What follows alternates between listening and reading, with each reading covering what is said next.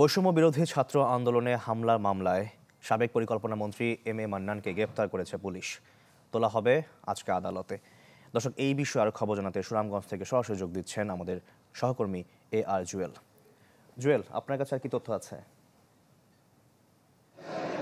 শাকিল, এই মাত্র সাবেক পরিকল্পনা মন্ত্রী এম এ মান্নানকে আদালতে তোলা হয়েছে এবং তার বিষয়ে শুনানি চলছে। তার পক্ষে আসামিরা জামিন চেয়েছেন, সেই জামিন শুনানি চলছে এবং আমরা জেনেছি যে পুলিশ সেই গত ৪ আগস্টের যে ঘটনা, শিক্ষার্থীর উপর হামলার যে ঘটনায় ৯৯ জনকে আসামি করে যে মামলা করেছিল, সেই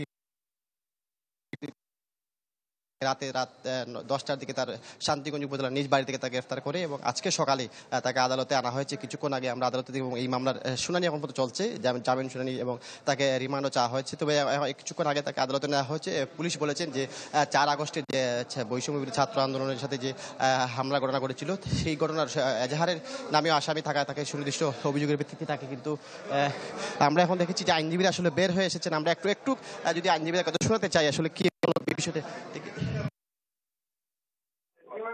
আচ্ছা, আমরা আমরা একটু শুনতে চাই, আমরা লাইভে আছি। আপনার একটু কিছুক্ষণ আগে সাবেক পরিকল্পনা আদালতে নেওয়া হয়েছে, আপনারা আসলে কি উনারা জামিনের দরখাস্ত দিচ্ছেন। এটা সংশ্লিষ্ট আদালত, দ্রুত বিচার আদালতের এখতিয়ার। আজকে এই আদালতে শুনানি করার কোনো সুযোগ নাই, এটা সংশ্লিষ্ট আদালতে এটা শুনানি হবে। আসলে এই আদালতে এখন পর্যন্ত শুনানি হয়নি।